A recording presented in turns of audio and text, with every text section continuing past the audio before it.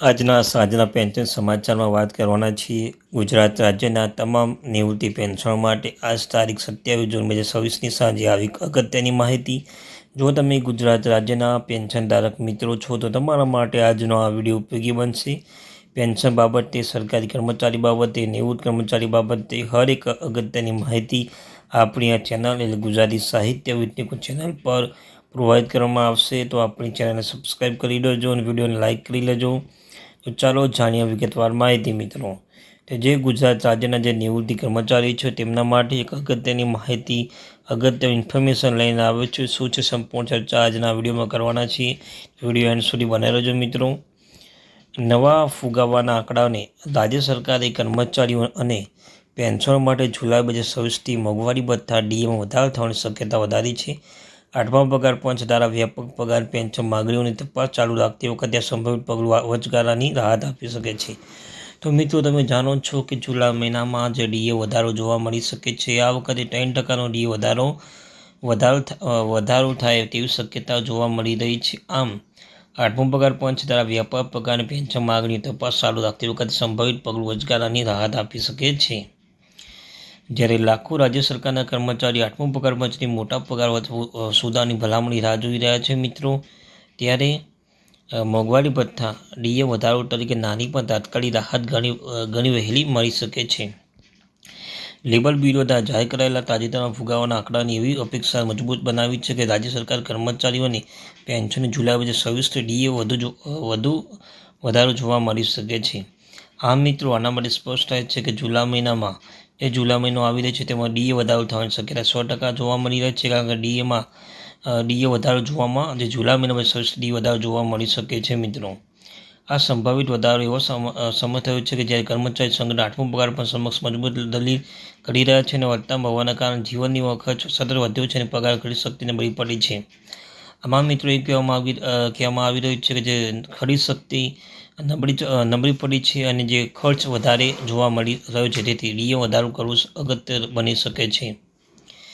તાજેતરમાં ફુગાવાના ડેટા શું સૂચવે છે? All India consumer price index for industrial વર્કર્સની જે ડીએ ગણતરી માટેના આધાર બનાવે છે તે માર્ચ 2026થી 149 ઇન્ડેક્સથી વધીને એપ્રિલ 2026માં 149 થયો છે. આ સમયગાળા દરમિયાન ઔદ્યોગિક કામદારો માટે છૂટક ફુગાવાનો દર પણ 4.27થી વધીને 4.46 થયો છે. એપ્રિલ 2026 સુધીમાં ઉપલબ્ધમાં AICPIW ડેટાના આધારે 12 મહિનાનો સરેરાશ 147.51 છે.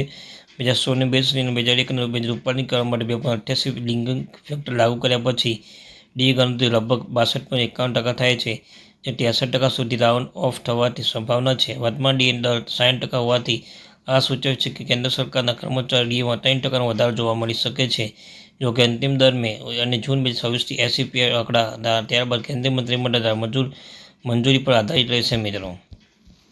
ત્યારબાદ મોંઘવારી ભથ્થું એ કેન્દ્ર સરકારના કર્મચારી પેન્શનને ફુગાવાની અસર ઘટાડવા માટે આપવામાં આવતી જીવન કિંમત સમાયોજન છે.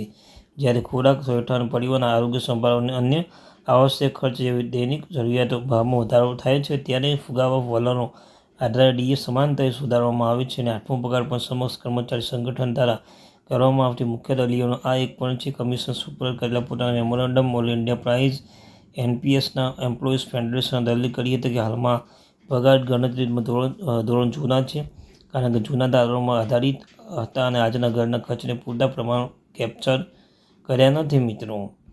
ફેડરેશનના દલીલો તો જ્યારે અગાઉના ધોરણો મોટાભાગે મૂળભૂત જરૂરિયાત પર ધ્યાન કેન્દ્રિત કરતા હતા, ત્યારે આધુનિક સરકારી કર્મચારી આરોગ્ય સંભાળ, ગુણવત્તાયુક્ત શિક્ષણ, રહેઠાણ અને વૃદ્ધ માતાપિતા ટેકો આપવાના સંબંધ ઝડપથી વધતા ખર્ચનો સામનો કરવો પડે છે. તેવી જ રીતે કર્મચારી સંગઠન માંગ કરી રહ્યા છે લઘુત્તમ વેતન ગણતરી માટે ઉપયોગી લેવામાં આવતા 3 કુટુંબ ફોર્મ્યુલા 5 કુટુંબ એકમનો સુધારો જોઈએ, કારણ કે માળખું વર્તમાન પરિબળોને વાસ્તવિકતા પ્રતિબિંબિત કરતું નથી મિત્રો. ત્યારે 8મો પગાર પંચ ઉચ્ચ પગારની માંગ કેમ કરવાની માંગ કરી રહ્યા છે? કારણ કે કર્મચારી સંગઠનમાં દલીલ કરી છે કે વધતી જતી ફુગાવો, વધતી જતો ખર્ચ કારણે પગાર નોંધપાત્ર સુધારો કરવો જરૂરી છે. 8મા પગાર પંચ સમક્ષ રજૂ કરાયેલી મુખ્ય માગણીઓ: ઊંચા ફ્રીડમ ફેક્ટર, લઘુત્તમ પગાર સુધારો, ડીએ મૂળ પગાર સાથે મેચ કરવો. આમ પેન્શન સુરક્ષા સમાવેશ થાય છે. નેશનલ કાઉન્સિલ જોઈન્ટ કન્સલ્ટિવ મશીનના JCM તેઓએ મેમોરેન્ડમ દલીલ કરે છે કે પગાર સુધારો ખાતરી કરવી જોઈએ. સરકારી કર્મચારી વ્યાજબી જીવન ધોરણ જાળવી રાખવા જોઈએ. આ બધી જ બાબતો સ્પષ્ટ મૂકે છે. પીપીએમ ફેક્ટર તે પણ 80થી વધારે હોવું જોઈએ, કારણ કે ફુગાવાના કારણે કર્મચારી વાસ્તવિક ખર્ચ સ્થિતિમાં ઘટાડો થયો છે. મિત્રો, 8મો પગાર પંચ નવીન અપડેટમાં શું છે? પગાર પેન્શન અંગે ચર્ચા ચાલુ હોવાથી 8મો પગાર પંચ મેમોરેન્ડમ સબમિટ કરવાની અંતિમ તારીખ 15 જૂન હતી, પણ એ સમાપ્ત થઈ ગઈ છે. મિત્રો, તે પણ લંબાવવામાં આવી છે. કમિશન સ્પષ્ટ છે કે આ સહેલો વધારો, હવે વધુ કોઈ વધારો આપવામાં આવશે નહીં. તેમણે કહ્યું છે કે અમારા મેમોરેન્ડમ ફક્ત તેની સત્તાવાર વેબસાઇટ પર જોવાનું રહેશે અને હાર્ડ કોપી, ઈમેલ અથવા પીડીએફ ધ્યાનમાં લેવામાં આવશે નહીં. કમિશને પ્રાદેશિક પરામર્શ પણ ચાલુ રાખ્યું છે. તે 9-10 જુલાઈ 2026 રોજ કોલકાતા, પશ્ચિમ બંગાળની મુલાકાત લેશે, જ્યાં કેન્દ્ર સરકારના સંગઠન કર્મચારી સંગઠન ચર્ચા કરશે અને કોલકાતા કમિશન સાથે વાતચીત માટે માંગતા હિસ્સેદાર 15 જૂન તમામ મેમોરેન્ડમ ઓનલાઈન સબમિટ કર્યા પછી તે આઈડી આપવામાં આવે છે અને એપોઇન્ટમેન્ટ લેવા માટે કહેવામાં આવ્યું છે. સ્તરની વિગતો અને મીટિંગ શેડ્યુલ અલગથી શેર કરવામાં આવશે. મિત્રો, તો આ હતી માહિતી.